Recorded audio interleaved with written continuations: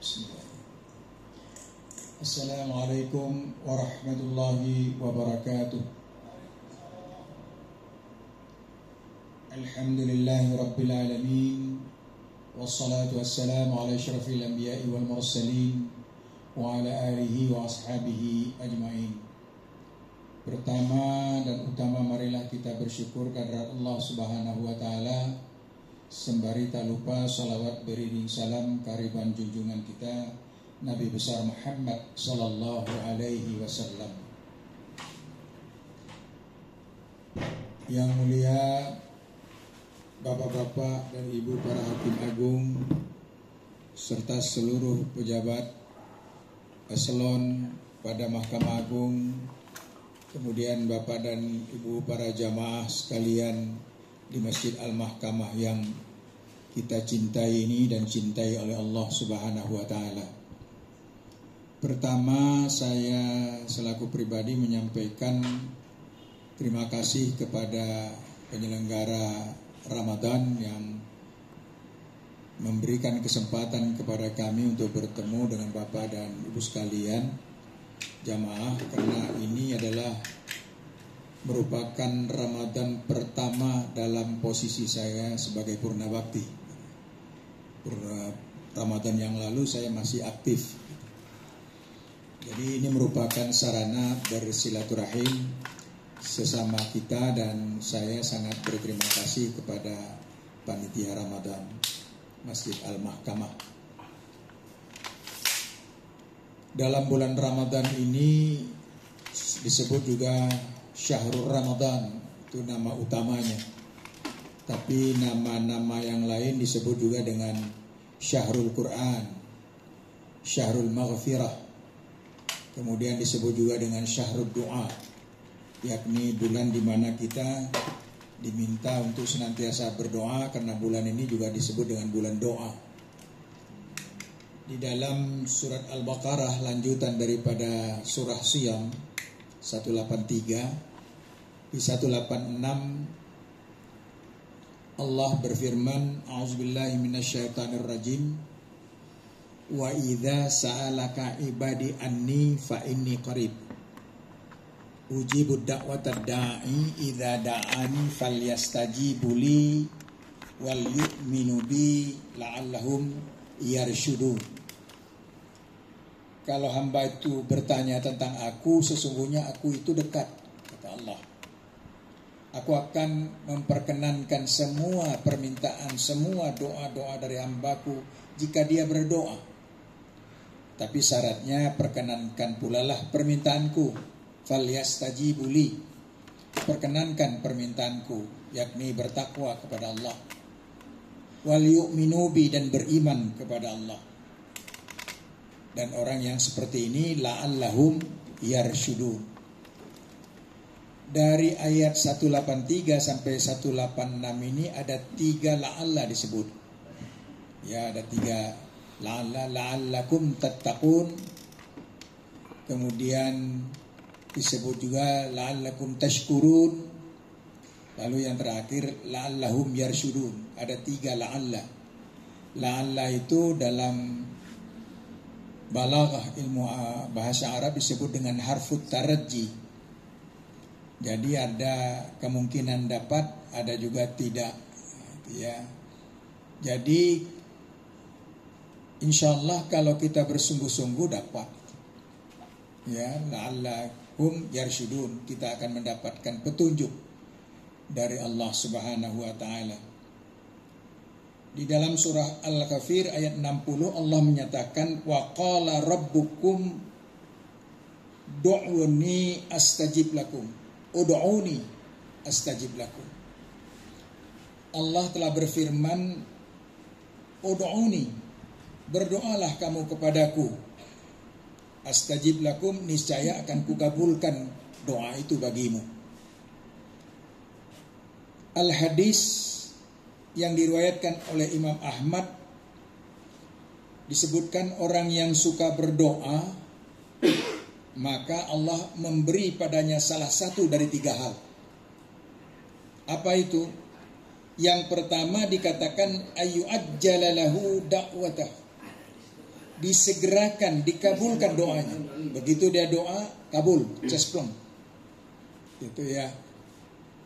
Dan doa itu orang yang dikabulkan kan ada 3. Al-mazlum hatta yantasira, orang yang dizalimi sampai dia mendapatkan pertolongan. Termasuk kita ini, as-saimu hatta yuftira, orang yang berpuasa sampai dia berbuka. Pemaknaan berbuka itu bisa buka tiap hari, bisa buka nanti Yaumal Fitri. Jadi kalau kita berdoa termasuk doa yang mustajabah. Kemudian al-musafiru hatta yarji'a, orang yang dalam perjalanan sampai dia pulang, kembali ke tempatnya. Jadi nanti kalau kita pulang kampung, mudik, itu doa kita sepanjang jalan makbul. Jadi ada tiga bentuk orang yang berdoa dikabulkan oleh Allah Subhanahu wa taala. Ayu ajjala lahu da'watahu, disegerakan dikabulkan doanya. Kemudian yang kedua, ayyadakhiraha lahu fil akhirah, disimpan Allah untuk diberikan nanti di akhirat. Nantilah balasannya nanti di akhirat. Jadi tidak dikabulkan Allah itu bukan berarti tidak dikabulkan, tapi Allah Subhanahu wa taala yudakhiraha lahu fil akhirah, ditangguhkan sampai nanti di yaumul akhirah. Kemudian yang ketiga, ayyasrifa anhu minasui mislaha, doa kita dapat rezeki, mungkin rezeki tak dapat, tapi yang harusnya hilang rezeki itu tidak hilang. Jadi kata Nabi, menghindari dari hal-hal yang buruk menjadi ganti setara dengan doa itu. Jadi kita minta doa, ya Allah berikan rezeki, tapi rezeki kok nggak datang-datang ini. Ternyata Allah gantikan dengan bentuk apa? Dengan yang mungkin setara dengan doa itu. Harta kita tidak hilang. Kebakaran rumah, di samping kebakar rumah kita tak terbakar. Nah itu makanya jangan putus-putus kita untuk berdoa. Kenapa? Doa itu pasti dikabulkan. Cuma ini saya sebelum baca hadis ini agak timbul bimbang saya. Apa itu? Seluruh umat Islam di dunia ini bahkan doa kunut nazilah itu ya, supaya dibantu orang Palestina.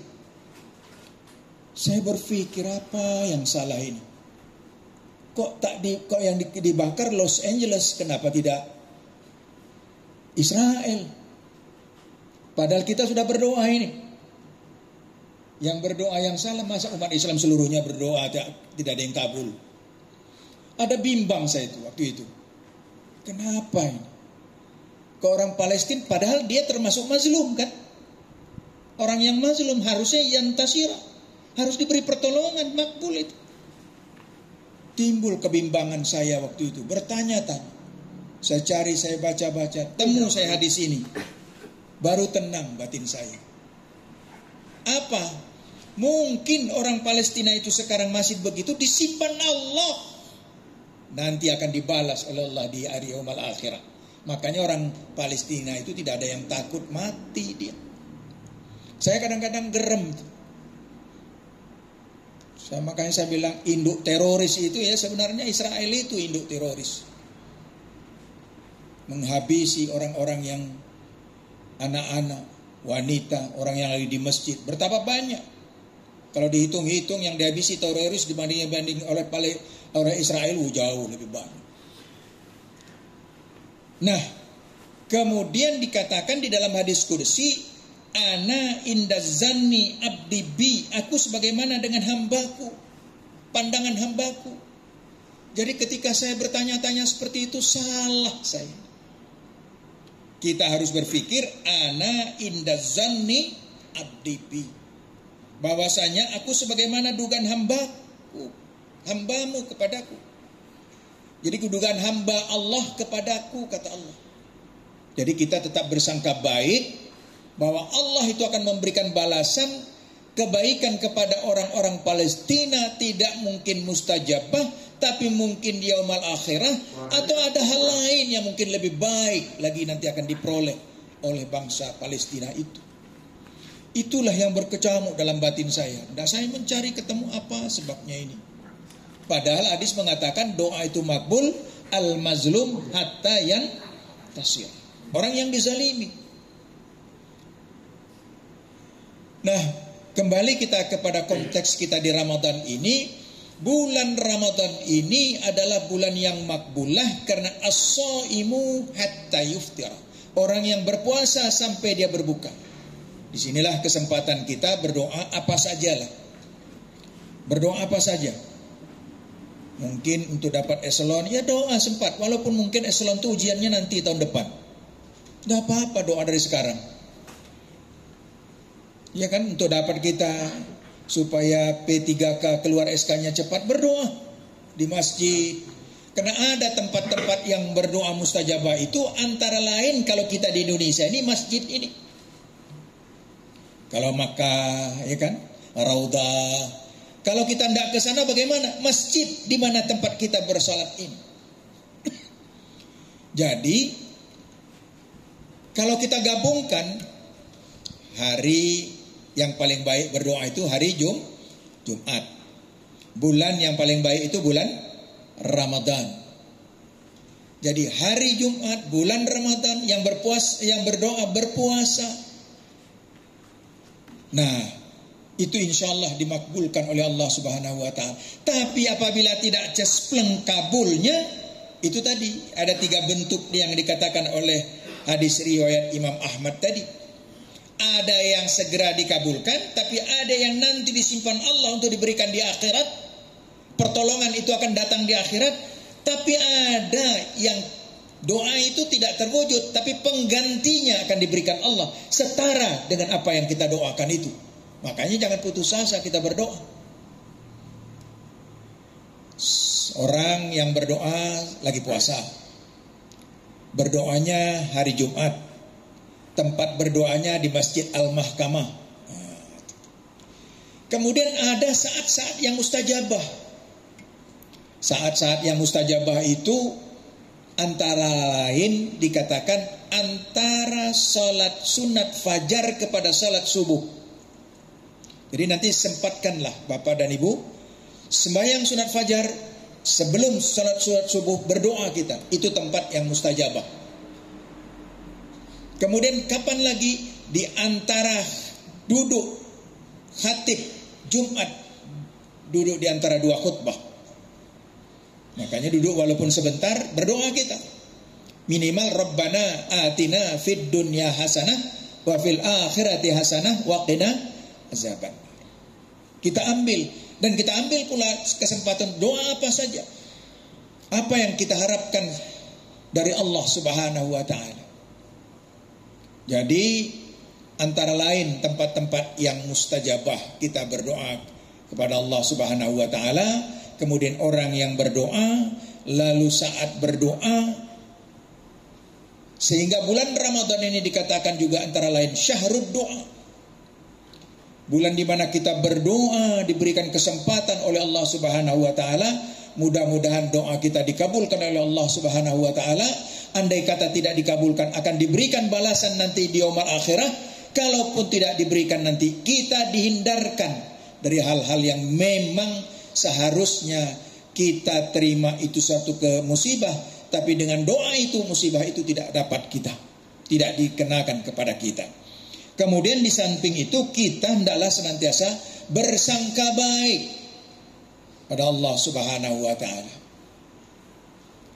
Itulah Bapak dan Ibu sekalian jamaah salat zuhur yang diberkahi oleh Allah Subhanahu wa ta'ala. Pada hari ketiga dalam bulan Ramadan ini, mudah-mudahan surat Al-Baqarah ayat 186 ini memberikan kepada kita bekal kehidupan, sehingga kita berdoa senantiasa jangan kita lupakan dan kita tinggalkan. Saya kira demikian yang dapat kami sampaikan. Semoga ini bermanfaat bagi kita. Dan marilah bahwasanya bulan Ramadan ini disebut juga dengan berbagai macam syahrun, ya.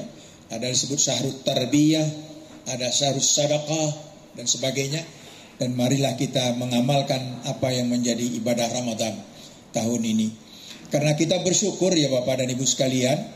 Bersyukur alhamdulillah kita diberikan Ramadan tahun ini bertemu dengan Ramadan tahun ini.